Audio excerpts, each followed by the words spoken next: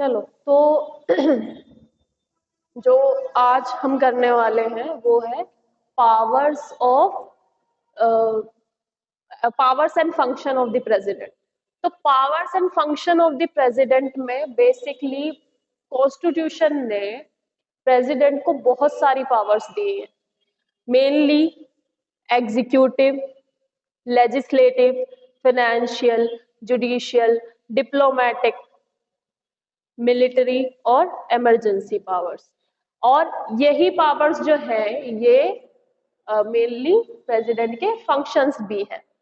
तो powers and function of the president में constitution ने 7 लार्ज और मोस्ट इंपॉर्टेंट पावर्स जो है वो प्रेसिडेंट को दी हुई हैं, executive, legislative, financial, judicial, diplomatic, और एक एक करके हम इनके बारे में समझेंगे। तो सबसे पहले तो what is executive.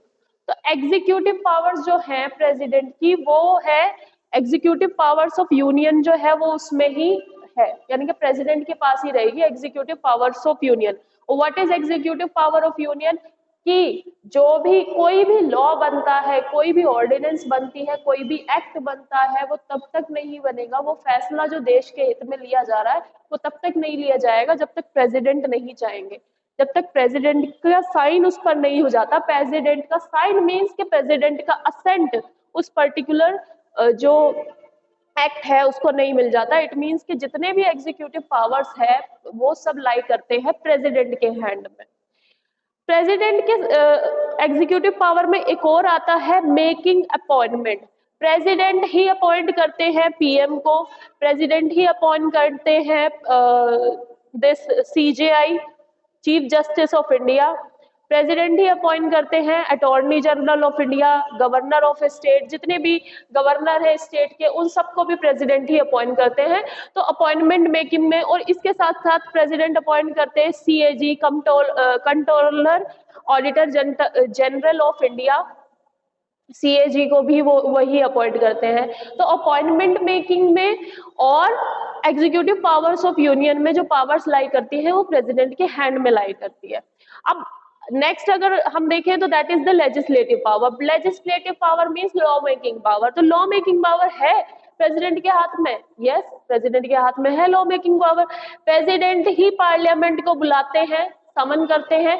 President he parliament को क्या कर सकते हैं, डिसॉल्व कर सकते हैं जब प्रेसिडेंट को लगेगा। देखो ऐसे तो डिसॉल्व नहीं कर सकते कि वो आप कह दें लोकसभा को कि मैं लोकसभा डिसॉल्व कर रहा हूँ। डिसॉल्व का मतलब है कि लोकसभा की नो मोर लोकसभा, अब कोई एमपी नहीं है, वो सब नॉन इलेक्टेड हो गए एकदम से। तो लोकसभा कब डिसॉल्व होती है, जब वो पर्टिकुलर पार्टी मेजोरिटी खो देती है लोकसभा में। मेजोरिटी मतलब कि वो एमपी जो है वो उनकी पार्टी में नहीं रहे, या फिर वो एमपी जो है कम एमपी उस पार्टी से इलेक्ट हुए हैं, तो वो लोकसभा डिसॉल्व हो जाती है। जैसे कि अब अगर कहीं से एमपीज जो है वो रिजाइन कर दें कि हम तो यहाँ से रिजाइन कर रहे हैं अपने पद से, और वो मेजोरिटी कम माइनॉरिटी में चली गई, मतलब मेजोरिटी खत्म हो गई उस पार्टी की, तो प्रेसिडेंट डिसॉल्व कर देंगे। डिसॉल्व का मतलब क्या है कि अब ये भंग हो गई और अब नए इलेक्शन कराए जाएंगे, ठीक है, उसका मतलब है डिसॉल्व करना। तो प्रेसिडेंट ही तो बुलाते हैं, समन करते हैं, प्रोरोग्यू करते हैं और डिसॉल्व करते हैं, भंग भी असेंबली को वही करते हैं। इसके साथ साथ लेजिस्लेटिव पावर में प्रेसिडेंट के पास एक और स्पेशल पावर है ordinance making power. Ordinance making power क्या है कि इमरजेंसी ऐसे टाइम में जो बहुत इमरजेंसी आती है, या पार्लियामेंट का कोई सेशन, पार्लियामेंट का कोई सदन जो है वो सेशन में ना हो, ठीक है, पार्लियामेंट का सेशन ना चल रहा हो, तो जब पार्लियामेंट का सेशन नहीं चल रहा होता, जैसे कि हमारे मेनली कितने सेशन होते हैं, विंटर सेशन होता है, मॉनसून सेशन होता है और बजट सेशन होता है, तो इनमें तीनों में से कोई भी सेशन पार्लियामेंट का जब नहीं चल रहा है और प्रेसिडेंट को कोई फैसला लेना है, कुछ कोई एक्ट बनाना है, कुछ मतलब कुछ भी लागू करवाना है, तो वो ऑर्डिनेंस जारी कर सकते हैं। बट ये ऑर्डिनेंस जो प्रेसिडेंट है उनके प्रायर रिकमेंडेशन के बगैर जारी नहीं की जा सकती, उनका असेंट उस ऑर्डिनेंस पे होना जरूरी है। तो लेजिस्लेटिव पावर में, और लेजिस्लेटिव पावर में प्रेसिडेंट के पास एक और पावर है that is veto power. Veto power के बारे में हम सेपरेट से पढ़ेंगे कि वीटो पावर क्या है, क्योंकि बहुत इंपॉर्टेंट है वीटो पावर। फाइनेंशियल पावर्स में या फंक्शंस में अगर हम बात करें प्रेसिडेंट की, तो मनी बिल जो होते हैं ये प्रेसिडेंट की प्रायर रिकमेंडेशन पर ही जारी होते हैं। देखो मनी बिल का क्या मतलब है, हमारा एक फंड होता है, उसके बारे में हम पार्लियामेंट में पढ़ेंगे, कंसोलिडेट फंड ऑफ इंडिया। कोई भी पैसा आपको कंसोलिडेट फंड ऑफ इंडिया से निकालना है तो आपको ऐसे ही पैसा उसमें से निकालने नहीं दिया जाता है, पार्लियामेंट को पार्लियामेंट में बिल इंट्रोड्यूस करवाना पड़ता है, दैट इज मनी बिल। और जितने भी एक्सपेंडिचर गवर्नमेंट को करने होते हैं उन सब का लेखा जोखा उसमें देना होता है, उसको हम कहते हैं मनी बिल। तो मनी बिल कभी भी इंट्रोड्यूस करेगी ना पार्लियामेंट में तो वो बिना प्रेसिडेंट की प्रायर रिकमेंडेशन के वो नहीं वो कर सकते हैं इंट्रोड्यूस पार्लियामेंट में। तो मनी बिल्स के इंट्रोडक्शन को फाइनेंशियल पावर में आ जाता है।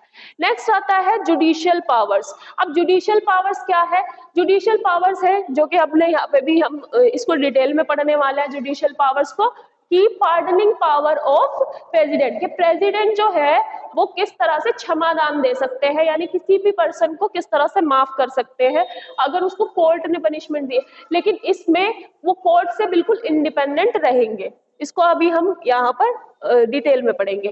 फिर नेक्स्ट है इसमें मिलिट्री पावर। मिलिट्री पावर में हमने प्रेसिडेंट के पहले लेक्चर में ही पढ़ा था कि प्रेसिडेंट जो है तीनों जो हमारी फोर्सेस है, ऑल थ्री फोर्सेस जो है कौन कौन सी, that is navy, that is first of all army, navy और एयर, यानी कि हमारी थल सेना, नौसेना और वायुसेना, इनका चीफ सुप्रीम कमांडर जो होता है वो प्रेसिडेंट होता है और ये उसकी मिलिट्री पावर में आता है, यानी कि मिलिट्री की जो सुप्रीम कमांड है वो हमारे प्रेसिडेंट के हाथ में है। नेक्स्ट है इमरजेंसी पावर्स। इमरजेंसी पावर्स भी हमने पढ़नी है, बहुत डिटेल में पढ़ेंगे इमरजेंसी पावर्स।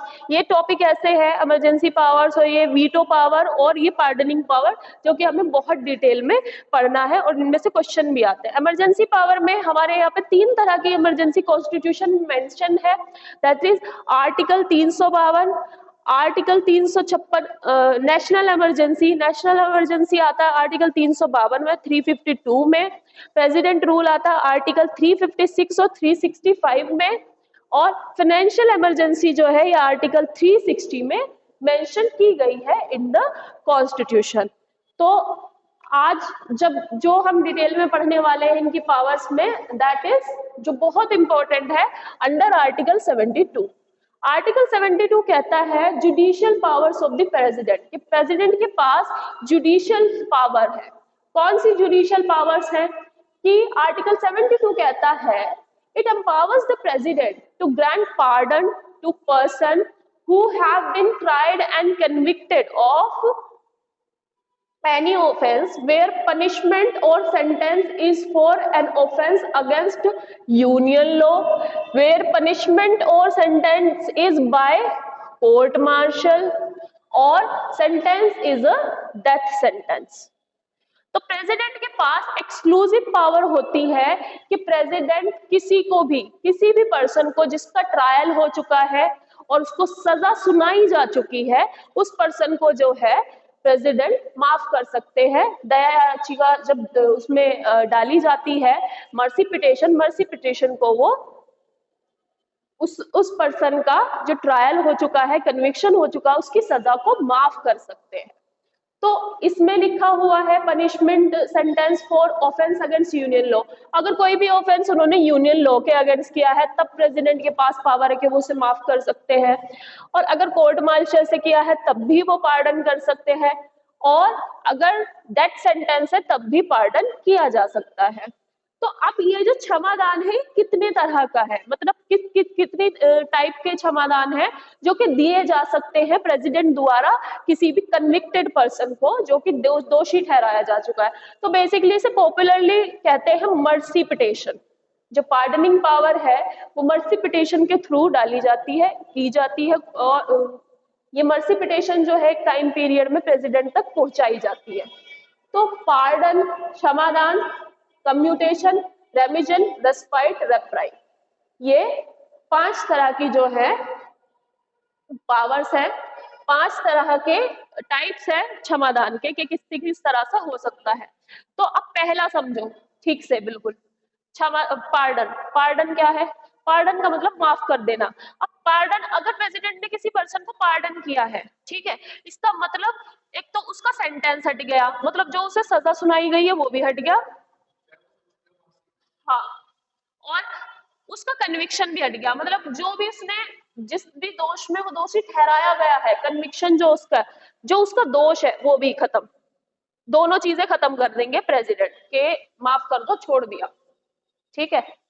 तो ये है प्रेसिडेंट के पास, और ये पावर जो है कोर्ट क्वेश्चन नहीं करेगा कि क्यों कर दिया, प्रेसिडेंट के पास है, इंडिपेंडेंट है, कोर्ट से इंडिपेंडेंट है, कोर्ट इसमें क्वेश्चन नहीं कर सकते, कोई भी नहीं। प्राइम मिनिस्टर को तो जुडिशियल पावर दी ही नहीं, जुडिशियल पावर नहीं है प्राइम मिनिस्टर के पास, वो प्रेसिडेंट के पास ही है। तो बेसिकली क्या था कि पार्डन का मतलब क्या होता है? क्षमादान। क्षमादान का मतलब कि पूरी तरह से माफ कर देना, कि अब उसकी सजा भी खत्म और उसका दोष भी खत्म, ठीक है। जब सजा खत्म तो दोष तो ऑटोमेटिकली खत्म हो जाएगा, तो सजा और दोष यानी कि सेंटेंस और कन्विक्शन दोनों उसके खत्म हो जाएंगे। कम्यूटेशन में अगर हम कम्यूटेशन की बात करते हैं, व्हाट इज कम्यूटेशन? तो कम्यूटेशन जो है ये है substitution of one form of punishment to lighter form. Commutation का मतलब है बेटा, ना तो सजा कम कर रहे हैं ना कन्विक्शन कम कर रहे हैं। कम्यूटेशन में आपकी सजा जो है वो लाइटर फॉर्म में हो जाएगी। लाइटर फॉर्म में कैसे? कि अगर किसी पर्सन को लाइफ इम्प्रिजनमेंट हुआ है, उम्र कैद हुई है किसी पर्सन, उसकी जो उम्र कैद है वो इस तरह से हुई है कि मतलब बदलेंगे नहीं, उम्र कैद ही रहेगी, लेकिन हो सकता है कि उम्र कैद को लाइटर पनिशमेंट में, जैसे कहते हैं ना कि इसको आजीवन कारावास मिले, कैद बा मुशक्कत उसको कहते हैं, कैद ए बा मुशक्कत। मुशक्कत मतलब कि उस पर्सन को जेल में रहते रहते काम भी करवाते हैं, बहुत मतलब टॉयल, वैसे वाला काम है कि भारी काम या इस तरह का, तो उसकी वो सजा होती है। तो अब हमारे यहाँ क्या हो गया है, कम्यूटेशन कर देते हैं। कम्यूटेशन का मतलब क्या है कि उस कैद को, कि मतलब इस पर्सन को लाइटर फॉर्म में कर देंगे। लाइटर फॉर्म में मतलब कि अगर उसको सजा मिली है कि 10 साल की इसे कैद बा मुशक्कत मिली है, कैद बा मुशक्कत मतलब कि उसे काम भी करना पड़ेगा, बहुत भारी काम, तो उसको प्रेसिडेंट कम कर सकते हैं कि वो काम हटा सकते हैं कि नहीं, ये वाली सजा नहीं, आराम से जैसे बाकी कैदी रहते हैं वैसे रहेगा, वो हटा देंगे, वो सेंटेंस लाइटर फॉर्म में कर देंगे। लाइटर फॉर्म में एक और है इसका कि अगर डेथ सेंटेंस है, कम्यूटेशन में एक और चीज होती है बेटा कि अगर उसको फांसी की सजा मिली है, फांसी की सजा उम्र कैद में चेंज हो सकती है, ठीक है। मतलब वो लाइफ टाइम तक जेल में रहेगा पर मारा नहीं जाएगा, मतलब जिएगा, मारा नहीं जाएगा, लेकिन लाइफ टाइम रहेगा। फांसी की सजा में वेरी करता है क्योंकि पूरा प्रोसीजर फॉलो किया जाता है। अब फांसी की सजा अगर हम नीचे से उठा के देखें, जैसे कि हम किसी ट्रायल कोर्ट ने दी है, ट्रायल कोर्ट ने मतलब सेशन कोर्ट में नीचे वाले कोर्ट ने दे दी है, सेशन कोर्ट ने, यानी कि मान लो हमारे ये डिस्ट्रिक्ट कोर्ट ने दे दी, डिस्ट्रिक्ट कोर्ट ने दे दी। अब डिस्ट्रिक्ट कोर्ट का ये ऐसे नहीं कि तुरंत फांसी पे चढ़ा देंगे, इस बंदे के पास जिसको दी है, ये जो पर्सन है, इसको जैसे सजा मिली, अब इसको ना ऊपर ऑर्डर, इसको ऊपर भी जाने का अधिकार है। कहाँ पे? ये पहले तो हाई कोर्ट जाएगा, ठीक है। अगर हाई कोर्ट ने भी कह दिया कि नहीं फांसी की सजा दो, तो हाई कोर्ट से अब उसके पास ऑप्शन है, ये बंदा कहाँ जाएगा? Supreme court. अब सुप्रीम कोर्ट ने भी कह दिया कि नहीं भाई तुम्हारा तो जो है ये फांसी के ही लायक है, ठीक है, तो सुप्रीम कोर्ट ने दे दी फांसी कि हाँ भाई ठीक है ये मरना चाहिए। तो अब इस बंदे के पास क्या ऑप्शन है? प्रेसिडेंट। अभी हाँ, अब ये सुप्रीम कोर्ट के बाद जाएगा प्रेसिडेंट के पास, यही तो हम बात कर रहे हैं यहाँ पे। तो ये अब जाएगा प्रेसिडेंट के पास। अब प्रेसिडेंट ने कह दिया कि चलो ठीक है माफ कर देते हैं, तो सेंटेंस भी हट जाएगा। अगर प्रेसिडेंट ने ये कर दिया ना पार्डन, तो सेंटेंस भी हटा दिया और वो भी हटा दिया, ठीक है, मतलब सजा भी, कि कन्विक्शन भी खत्म और वो भी खत्म, अब तुम फ्री हो, मतलब पूरे आजाद पंछी, ठीक है। लेकिन अगर प्रेसिडेंट ये भी कह सकता है कि नहीं, पार्डन नहीं कर रहा, मैं कम्यूट करूंगा। कम्यूट मतलब डेथ सेंटेंस को लाइफ इम्प्रिजन में चेंज कर सकता हूँ। भाई तुमने ऐसा काम किया है कि तुम्हें जिंदा बाहर नहीं छोड़ा जा सकता, है ना। होते हैं ऐसे केस, मैं बताऊंगी तुम्हें। ठीक है, तो प्रेसिडेंट ने कहा कि नहीं, कम्यूट कर रहा हूँ। कम्यूट का मतलब कि तुम्हारी जो सजा है वो एक फॉर्म से दूसरे फॉर्म में कम कर रहा हूँ।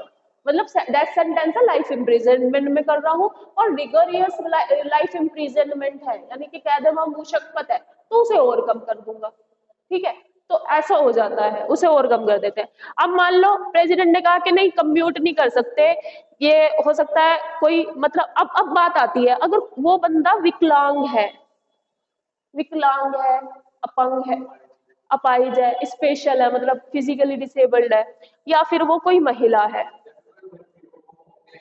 वो कोई महिला है, और वो अगर महिला है, अगर वो प्रेग्नेंट है, तो फिर ये कहेंगे, प्रेसिडेंट कहेंगे कि नहीं, इसका रिड्यूस कर रहे हैं पीरियड सेंटेंस का। मतलब इसको वो मिला है ना, 10 सेंटेंस दे दिया, लाइफ इम्प्रिजनमेंट में भी कम कर देंगे, लाइफ इम्प्रिजनमेंट से भी उसकी सजा कम कर देंगे, रिवीजन कर देंगे। रिवीजन का मतलब उसकी सजा, जैसे वो है ना ये उम्र कैद, उम्र कैद को भी वो किस में कन्वर्ट कर देंगे कि 20 साल 30 साल, बस बाद में छोड़ देना। हम्म हम्म।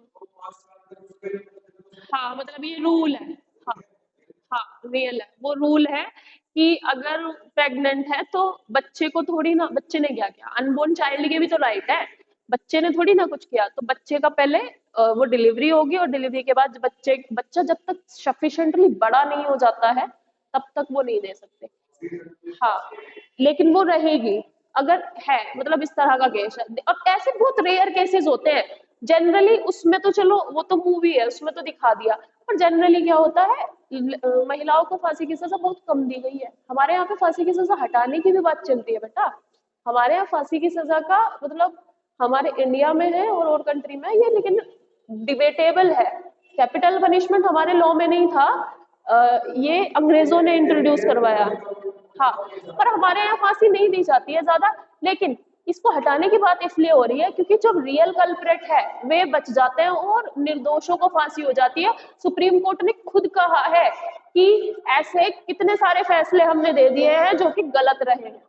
ठीक है, तो जो निर्दोष होते हैं उनको चढ़ा दिया जाता है। ठीक है, जो मेन जिसने किया है वो बच जाते हैं, ऐसा बहुत केसेस में हुआ है। तो बेसिकली क्या उस मूवी में जो दिखाया है ना वो सही नहीं दिखाया, मतलब अगर रियल दिखाते तो, जैसे कोर्ट में उन्होंने सजा सुना दी कि फांसी की सजा, नहीं, प्रेसिडेंट के पास जाते दिखाया उन्होंने, प्रेसिडेंट तो दे देते, कर देते पार्डन कि भाई ठीक है, हुआ सो हुआ, लेकिन लाइफ इम्प्रिजनमेंट कर दो, क्या ही क्यों मारना है, खतरनाक थोड़ी है भाई, क्या कर लेगी लेडी फिर, है ना। तो वो था। अब इसमें यहाँ तक पहुंच गए हम, रिमीजन हो गया। रिमीजन मतलब उसका पीरियड रिड्यूस कर देंगे, यानी कि अगर 20 साल की सजा है तो उसे 10 साल की कर देंगे। ठीक है, पीरियड रिड्यूस करेंगे लेकिन सजा कम नहीं करेंगे। अगर मान लो उसे मर्डर में मिली है 20 साल, ठीक है, तो चार्ज उस पे मर्डर का ही रहेगा, मर्डर नहीं हटेगा। कम्यूटेशन में क्या होता है, पनिशमेंट एक फॉर्म से दूसरे फॉर्म में, लाइटर फॉर्म में चेंज हो जाती है, लेकिन ये लाइटर फॉर्म में नहीं होगी, बस पीरियड कम हो जाएगा। जैसे अब मैंने बताया रिगोरियस लाइफ इम्प्रिजनमेंट का, यानी कि कैद व मुशक्कत का, कैद व मुशक्कत मतलब वही भारी भरकम काम करना है, तो रहेगा तो वही। अगर इसे 20 साल की कैद व मुशक्कत मिली है तो 10 साल की भी कैद व मुशक्कत ही रहेगी, सिर्फ टाइम कम करेंगे, लेकिन सजा की जो फॉर्म है वो वही रहेगी, है ना। तो ये है, यानी कि उसे पत्थर ही तोड़ दिया जाए। रिमीजन हो गया। अब रिमीजन हो गया, ये है reduce the period of sentence, sentence का पीरियड कम हो गया बस। अब आता है रेस्पाइट। तो रेस्पाइट जो है बेटा ये उनके लिए दिया जाता है, ज्यादातर रेस्पाइट उनके लिए दिया जाता है जैसे कि जो ये होते हैं like physically disabled, pregnant lady, mentally unstable हो। खैर मेंटली अनस्टेबल को तो हेल्थ हेल्थ केयर के लिए ही भेज दिया जाता है, तो ये उनके लिए बनाया गया है।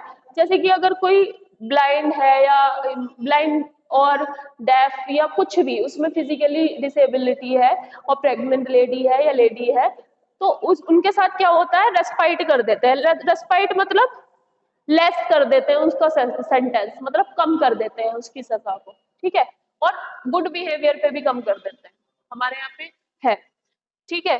तो ये है, ये हो गया रेस्पाइट। रेस्पाइट के बाद है रिप्राइव। रिप्राइव जो है ये सजा कम नहीं होती, ये बस एग्जीक्यूशन पे स्टेट लगा देते हैं, ठीक है। मान लो कोई पर्सन है, उसने कहा कि भाई मुझे सफिशिएंट टाइम नहीं दिया गया कि मैं मतलब प्रेसिडेंट के पास जा सकूं या कोर्ट में और अर्जी कर सकूं, और मुझे तुरंत ही ये सेंटेंस सुना दिया, तो रिप्राइव कर देंगे, यानी कि उसके एग्जीक्यूशन पे क्या कर देंगे, स्टे लगा देंगे। स्टे मतलब कि उसको रोक के रखेंगे थोड़ी देर के लिए, कुछ टाइम पीरियड के लिए, टेम्परेरी पीरियड के लिए।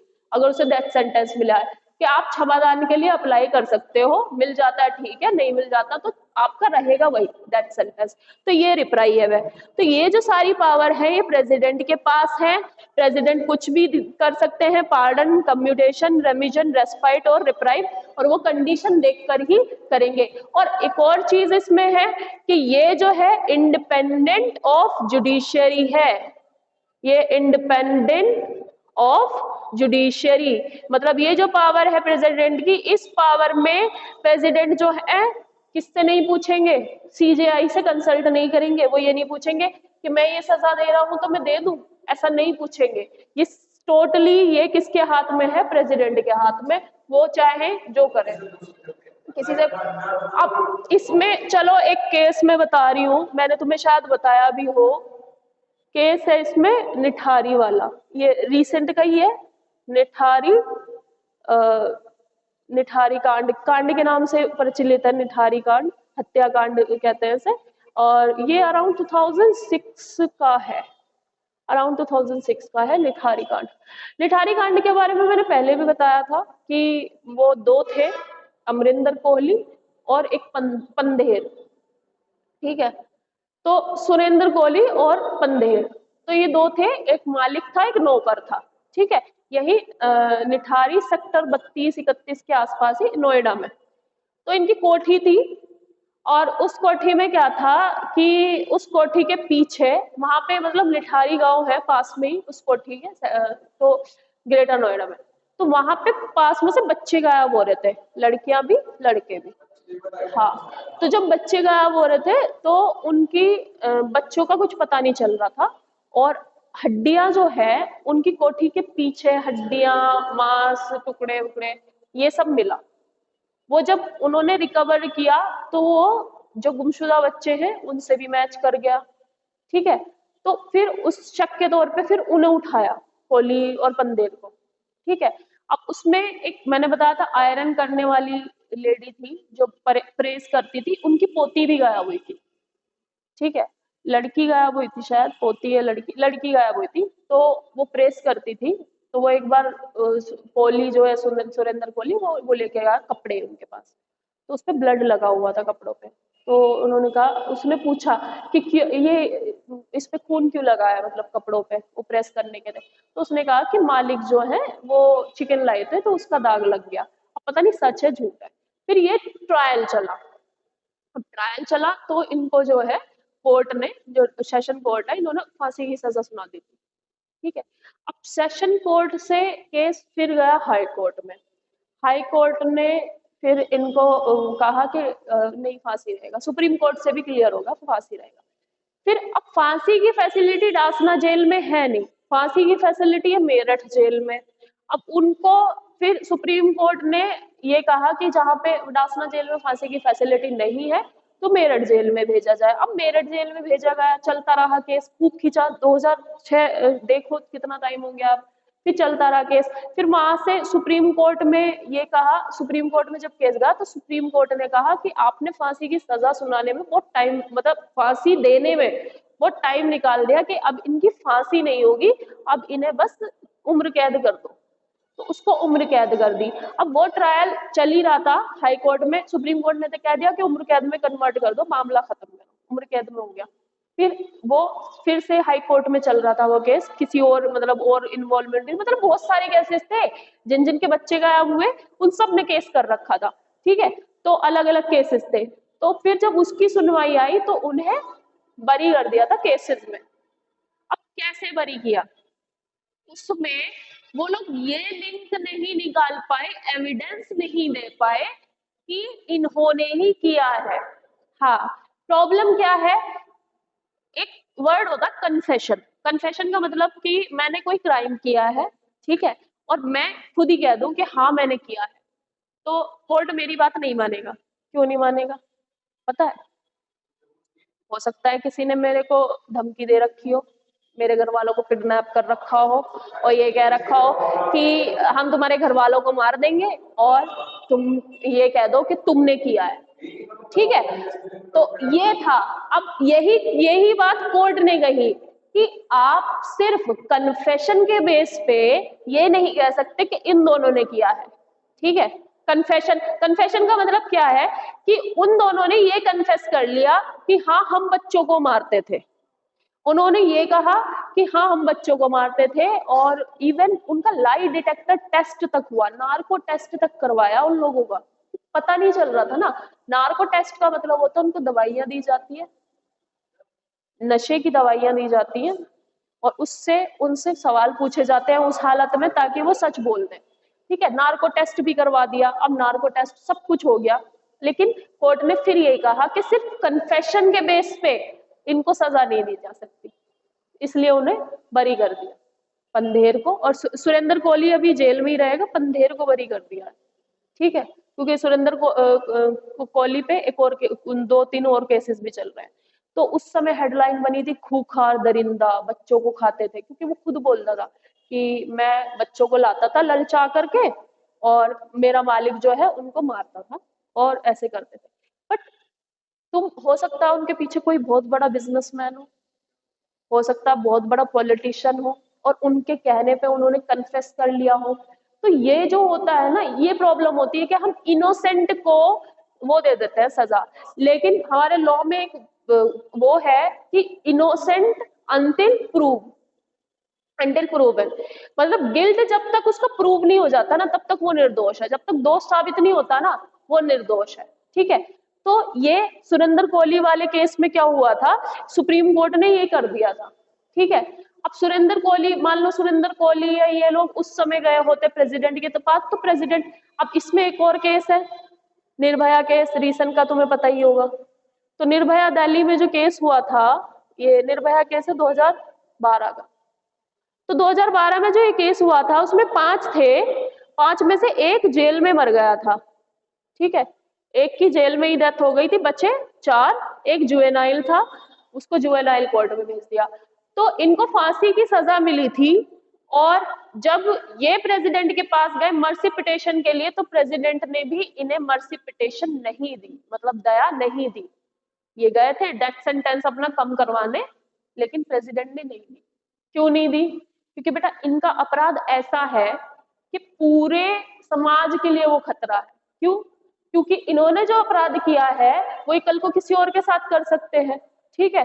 तो उस चीज के लिए इन्हें डेथ सेंटेंस देना ही मतलब एक वो है, क्या कह सकते हैं। बट कैपिटल पनिशमेंट हमारे यहाँ पे डिबेटेड है।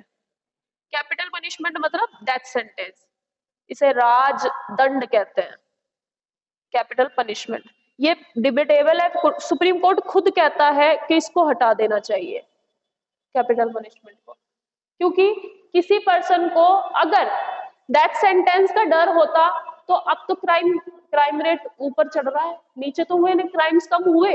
किसी को फांसी की सजा होती है तो क्राइम कम होते हैं, नहीं होते, लोगों के मन में डर ही नहीं है इस चीज का। तो डेथ सेंटेंस को कम खत्म करने की भी बात हो रही है। तो ये सारी पावर्स है प्रेसिडेंट के पास, जो प्रेसिडेंट अपनी कर सकता है। जैसे कि हमने देख लिया इसमें एक बार recap, executive, legislative, financial, judicial, diplomatic, military और इमरजेंसी। अब इसमें एग्जीक्यूटिव में सारे एग्जीक्यूटिव जो डिसीजन लिए जाएंगे किसके नाम पर लिए जाते हैं, प्रेसिडेंट के नाम पर। साइन किसके होते हैं, प्रेसिडेंट के होते हैं। अपॉइंटमेंट कौन करता है, प्रेसिडेंट करता है। तो ये तो हो गई एग्जीक्यूटिव। लेजिस्लेटिव में वो समन भी करते हैं, डिसॉल्व भी करते हैं, किसको, पार्लियामेंट को। पार्लियामेंट की जॉइंट सिटिंग भी वही बुलाते हैं। मान लो पार्लियामेंट में इधर राज्यसभा लोकसभा, एक बिल पास हुआ, राज्यसभा की नहीं बन रही कि ये बिल हम नहीं करवा रहे पास, और इधर से लोकसभा चाह रही है कि पास करवा दे, तो फिर प्रेसिडेंट बैठते हैं जॉइंट सिटिंग लेके। ऑर्डिनरी कोई बिल है, प्रेसिडेंट बैठेंगे जॉइंट सिटिंग, जॉइंट मतलब पार्लियामेंट को, इसको भी बिठाएंगे, लोकसभा को, राज्यसभा को भी बिठाएंगे, खुद बैठेंगे और फिर उस बिल पे चर्चा होगी कि नहीं पास करवाना है या नहीं करवाना है। तो वो जॉइंट सिटिंग का भी प्रोविजन है। फाइनेंशियल बिल में मनी बिल उनके रिकमेंडेशन के बगैर पास नहीं होते। जुडिशियल में हमने पढ़ लिया पार्डनिंग पावर। डिप्लोमेटिक में बेटा इंटरनेशनल ट्रीटी या अग्रीमेंट वगैरह होते हैं, तो उस पर जो वो अग्रीमेंट होते हैं उसमें सहमति कौन देता है? प्रेसिडेंट ही देता है। वो अग्रीमेंट इनकी वजह से ही, इनकी बगैर नहीं होते डिप्लोमेटिक। जैसे कि मान लो हमें पाकिस्तान के साथ कुछ करना है, साइन ट्रीटी वगैरह कुछ भी, या कहीं भी कुछ भी करना है, तो वो किसके नाम पर होती है? वो प्रेसिडेंट के नाम पर ही होती है। मिलिट्री में सुप्रीम कमांडर है तीनों मिलिट्री फोर्सेस का, और इमरजेंसी में ये हम पढ़ेंगे 352, 356 और 60 इमरजेंसी प्रोविजन। ठीक है। वीटो पावर भी पढ़ाऊंगी। वीटो मतलब है कि अगर कोई बिल प्रेसिडेंट के पास आता है तो वो उसको क्या करते हैं उसके साथ, मतलब देते हैं असेंट, मतलब अपनी सहमति देंगे नहीं देंगे, और क्या क्या पावर है कि अगर उन्हें लगता है कि नहीं देना असेंट तो नहीं देते। ठीक है, तो ये भी पढ़ेंगे। तो ये सारी है इसकी pardoning power, pardon, commutation, remission, respite. एक बार फिर से देख लो। पार्डन, इसमें पूरी तरह से सजा खत्म हो जाएगी, और कन्विक्शन भी। ठीक है। कम्यूटेशन में जो है एक फॉर्म से दूसरी फॉर्म में उनकी पनिशमेंट को कम कर देंगे, है ना, यानी कि 10 सेंटेंस को लाइफ इम्प्रिजन में चेंज कर देंगे। लाइफ इम्प्रिजनमेंट को हो सकता है 30 या 20 साल में कन्वर्ट कर दे। फिर रेमिजन में क्या होता है? रिड्यूस कर देते हैं पीरियड ऑफ सेंटेंस को, यानी कि अगर किसी को 30 साल की सजा मिली हुई है तो उसको 20 साल की कर देंगे। लेकिन इसमें क्या करते हैं? एक फॉर्म से दूसरी फॉर्म में कर देंगे लाइटर। इसमें क्या होता है? लाइटर फॉर्म में कर देंगे, यानी कि डेथ सेंटेंस है तो उसको लाइफ इम्प्रिजनमेंट कर देंगे। रिगोरियस इम्प्रिजनमेंट है तो उसे लाइफ इम्प्रिजनमेंट में कर देंगे, रिगोरियस हटा देंगे। लेकिन इसमें क्या होगा? पीरियड तो कम कर देंगे 30 से 20 साल का, लेकिन उसकी फॉर्म का कम नहीं होगी। फॉर्म मतलब अगर वो रिगोरियस इम्प्रिजनमेंट है, रिगोरियस मतलब क्या? वही कैद बा मुशक्कत है, कैद बा मुशक्कत ही रहेगा 20 साल भी। रेस्पाइट में ये लेसर पनिशमेंट दी जाती है किस किस को? जो बेटा फिजिकली डिसेबल्ड होते हैं, या महिला होती है, विमेन होती है, उनको फिजिकली डिसेबल और विमेन, इनको दी जाती है ये, है ना। इनका लेसर कर देंगे सेंटेंस, सजा कम कर देंगे। रिप्राइव में स्टे लगा देंगे उनके एग्जीक्यूशन पे, डेथ सेंटेंस के, यानी फांसी जो है उसको रोक देते हैं कुछ समय के लिए, ताकि वो पूरी प्रिपरेशन कर सके पर्सन के, अपनी दया याचिका वगैरह ये सब पूरी कर लो। ठीक है। तो ये प्रेसिडेंट का था, और ये आर्टिकल 72 में है पार्डनिंग पावर बेटा।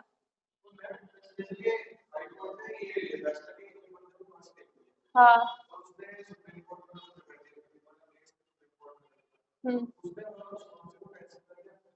हो जाती।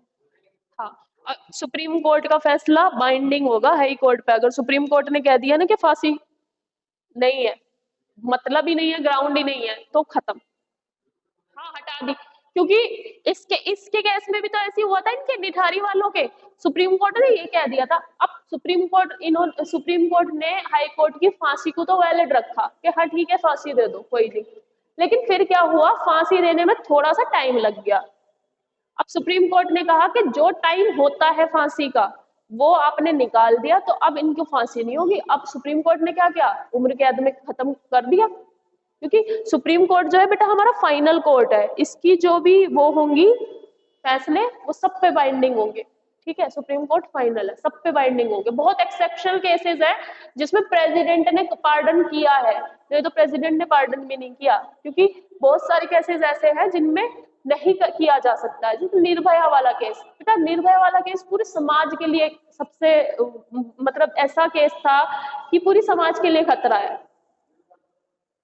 निर्भया वाले केस में क्या हुआ था? 2012 का केस है। 2012 के केस में 5 लड़के थे वसंत विहार की तरफ, और एक लड़की थी, उसको उन्होंने रेप किया था। और रेप ऐसे वैसे नहीं किया था, रेप करने के बाद उसको मारने की कोशिश की थी जान से, और उसके साथ उसके दोस्त को भी जान से मारने की कोशिश की थी, और निवस्त्र कर दिया था, मतलब नेक्ड कर दिया था, कपड़े नहीं रहे थे, है ना। और मतलब इस तरह से किया था कि उसको मतलब रोड से और पता नहीं कैसे उस पे वार किया था, कि सुप्रीम कोर्ट और सुप्रीम कोर्ट ने भी ये कहा था कि ये जो केस है ना, ये रेयर ऑफ द रेयरेस्ट है। मतलब रेयर ऑफ द रेयरेस्ट का मतलब क्या है कि ऐसा केस है कि बहुत, हाँ, कभी कभी सुना ही नहीं कि इस तरह से कोई कर सकता है दरिंदगी।